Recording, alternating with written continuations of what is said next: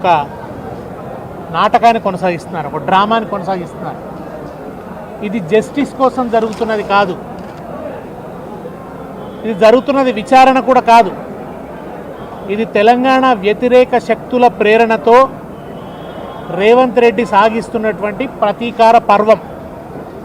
ఆయన చాలా స్పష్టంగా ఖమ్మంలో ప్రకటించాడు, తెలుగుదేశం పార్టీకి తెలంగాణలో పుట్టగతులు లేకుండా చేసినాడు కేసీఆర్, కనుక కేసీఆర్ మీద పగ తీర్చుకోవాలి అని బహిరంగంగా పిలిపించాడు రేవంత్ రెడ్డి. ఆ ప్రతీకారం తీర్చుకోవడంలో భాగంగా జరుగుతున్నదే ఈ విచారణల పేరిట వేధింపు. కేవలం గాలిని పోగు చేసి ఓ కేసు పెట్టి దాన్ని తీగపాకం సీరియల్ లాగా కొనసాగిస్తున్నాడు. నిజానికి సాక్షుల విచారణ అనేది సెక్షన్ 161, 162 ప్రకారము సాక్షుల విచారణ అనేది అతి ప్రాథమికమైనటువంటి దశ. 2 ఏళ్ల తర్వాత ఇప్పుడు సాక్షుల విచారణ అని కొనసాగించడంలోనే ఈ కేసును ఇప్పట్లో తేల్చదలుచుకోలేదని, ఈ కేసు నెపంతో వేధించాలన్నదే రేవంత్ రెడ్డి లక్ష్యం అన్నది స్పష్టంగా తేలిపోతున్నది. ఒకవైపు మున్సిపల్ ఎన్నికలు ఉన్నాయి, ప్రతిపక్షంగా ఆ ఎన్నికల్లో ప్రభుత్వం యొక్క దుర్మార్గాల్ని, ప్రభుత్వం యొక్క వైఫల్యాలని ప్రజల ముందు చర్చకు పెట్టి ప్రచారం చేయాల్సినటువంటి ఈ దశలో ప్రతిపక్షాన్ని దారి మళ్లించి, ప్రజల దృష్టి మళ్లించి, వేధించి తన రాజకీయ పబ్బం గడపాలనుకుంటున్నాడు రేవంత్ రెడ్డి. ప్రభుత్వ ధనంతో తన పర్సనల్ విషయస్ అన్ని పూర్తి చేసుకుంటున్నాడు. విదేశీ విహారాలు, ఒకవైపు అప్పుల వల్ల ప్రజలకు సంక్షేమం ఏమీ ఇవ్వలేకపోతున్నా అంటాడు, కనీసం రిటైర్డ్ ఉద్యోగులకు పెన్షన్ కూడా ఇవ్వలేకపోతున్నా అంటాడు. కానీ మనవడితో తన ఫుట్బాల్ సరదా తీర్చుకోవడం కోసం 7 కోట్ల రూపాయలతో ఒక ఫుట్బాల్ గ్రౌండ్ నిర్మాణం చేసుకుంటాడు. తన సొంత సరదాల కోసం విదేశాలు తిరుగుతాడు.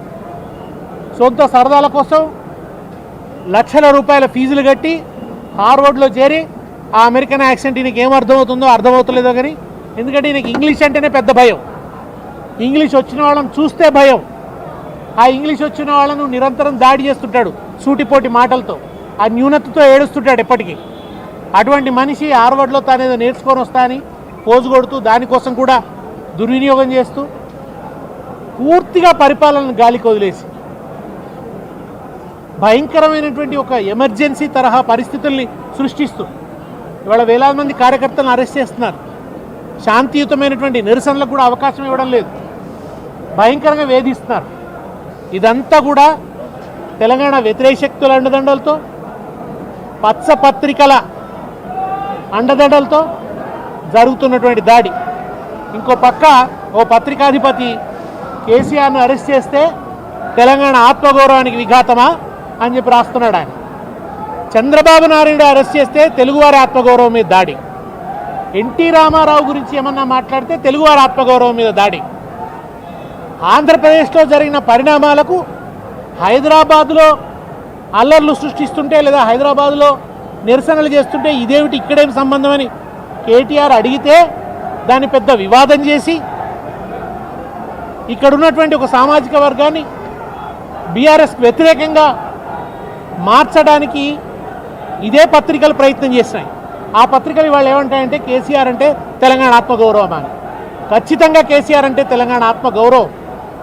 మీ పదఘటనల కింద నలిగిపోతున్న దశలో, అసెంబ్లీలో తెలంగాణ అన్న పదం కూడా నిషేధమైనటువంటి దశలో ఆ తెలంగాణ డిమాండ్కు తిరుగులేని శక్తినిచ్చి, 1000 ఏనుగుల బలం ఇచ్చి, దానికి ఒక విస్ఫోటన శక్తినిచ్చి, అది ఎన్నికలను ప్రభావితం చేసే, ఎన్నికలను కుదిపేసే ఒక రాజకీయ శక్తిగా మలిచినవాడు కేసీఆర్. తెలంగాణ ప్రజలకు గళాన్నిచ్చినవాడు కేసీఆర్. శాంతియుతంగా ఉద్యమాలు ఎట్లా నడపవచ్చో, ఎట్లా గమ్యాన్ని చేరవచ్చో నిరూపించినవాడు కేసీఆర్. తెలంగాణ రాజకీయ చర్చను మార్చినవాడు కేసీఆర్. ఎంతసేపు మీ ఆంధ్ర పరిపాలకుల అవినీతి బాగోతాలే చర్చ అయినప్పుడు, శుష్కమైన అభివృద్ధి చర్చ అయినప్పుడు, తెలంగాణ ఎజెండా చుట్టూ, తెలంగాణ అనే ఒక సామాజిక విషయం చుట్టూ, అంశం చుట్టూ రాజకీయాలు తిరగాల్సినటువంటి అనివార్యతను సృష్టించినవాడు కేసీఆర్. పదవిని త్యాగం చేయడం ద్వారా ప్రజల్లో విశ్వాసాన్ని కలిగించిన వాడు కేసీఆర్. తన కేంద్ర మంత్రి పదవిని తృణప్రాయంగా వదిలిపెట్టి ఉద్యమం గోదాలో దిగినవాడు కేసీఆర్. బహిరంగ సభలతో హోరెత్తించిన వాడు కేసీఆర్. తన నిరాహార దీక్షతో కుదిపేసినవాడు, ఢిల్లీ పీఠాన్ని గడగడ వణికించిన వాడు కేసీఆర్. అవసరమైతే ఉదాత్తంగా అన్ని సంఘాలను కలుపుకొని జేఏసీని ఏర్పాటు చేసి అన్ని శక్తుల్ని ఏకతాటి మీదకి తీసుకొచ్చి ఉద్యమాన్ని నడిపినవాడు కేసీఆర్. తెలంగాణ రాష్ట్రం సాధించడానికి ఎన్ని కోణాల్లో ఏమేం చేయొచ్చో అవన్నీ కూడా చేసి తెలంగాణ ప్రజలకు ఎనలేని మేలు చేకూర్చినవాడు. తెలంగాణకు మీడియా లేకుంటే పత్రికనిచ్చినవాడు, టీవీనిచ్చినవాడు, అన్ని కోణాల్లో తెలంగాణను బలోపేతం చేసినవాడు కేసీఆర్. చివరికి తరతరాల తెలంగాణ సమస్యల్ని తీర్చినవాడు కేసీఆర్. కరెంట్ సమస్య తీర్చినవాడు కేసీఆర్. నీళ్ల సమస్య తీర్చినవాడు కేసీఆర్.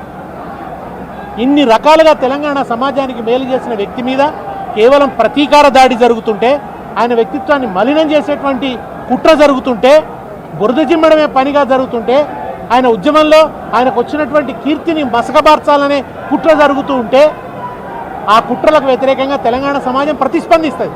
ఆయన చట్టానికి అతీతుడని మేము చెప్పడం లేదు, కానీ చట్టాన్ని కాలరాస్తూ ఆయనకున్న హక్కుల్ని కూడా కాలరాస్తూ ఒక 65 ఏళ్ల పైబడిన వ్యక్తిగా నేను ఎర్రవల్లిలో నివాసం ఉంటున్నాను, నన్ను అక్కడ విచారించండి అని అన్న తర్వాత కూడా కావాలని నోటిఫికేషన్ తీసుకొచ్చి ఇంటి గోడ కంటించి అదేదో వాంటెడ్ పోస్టర్ లాగా అంటించి అవమానించాలనుకునే క్రూరత్వాన్ని, దుర్మార్గాన్ని, షాడిజాన్ని ఇవాళ తెలంగాణ ప్రజలు ప్రశ్నిస్తున్నారు. అది ఆత్మగౌరవం మీద దాడిగా తెలంగాణ ప్రజలు భావిస్తున్నారు. దాన్ని సహించలేక ఇవాళ పచ్చపత్రికలన్నీ కూడా పిచ్చిరాతలు రాస్తున్నాయి. కనుక ఈ పచ్చపత్రికలు, ఈ పిచ్చ ముఖ్యమంత్రి వీళ్ళు చేస్తున్నటువంటి ఈ దురంతాలు, ఈ దుర్మార్గాలు, ఈ ఎమర్జెన్సీ లాంటి వాతావరణం, దీన్ని తెలంగాణ ప్రజలు నిశ్చితంగా గమనిస్తున్నారు. కుంభకోణాలని గమనిస్తున్నారు, అవినీతిని గమనిస్తున్నారు. కాలమే దీనికి సమాధానం చెప్తుంది. నువ్వు అబద్ధపు కేసులతో కేసీఆర్ను వేధించవచ్చు, కానీ నీ నిజస్వరూపం బట్టబయలై, నీ దుర్మార్గం, నీ అవినీతి బట్టబయలై నువ్వు ఊచలు లెక్క పెట్టే రోజు దగ్గరలోనే ఉంది. రేవంత్ రెడ్డి ఖబర్దార్. మిత్రులకు నమస్కారం. రేవంత్ రెడ్డి విదేశీ పర్యటన ప్రారంభమైనప్పటి నుంచి సిట్ కుట్రలు ప్రారంభమైనాయి. ఎందుకంటే రేవంత్ రెడ్డి నేను వచ్చేంత వరకు కూడా తెలంగాణ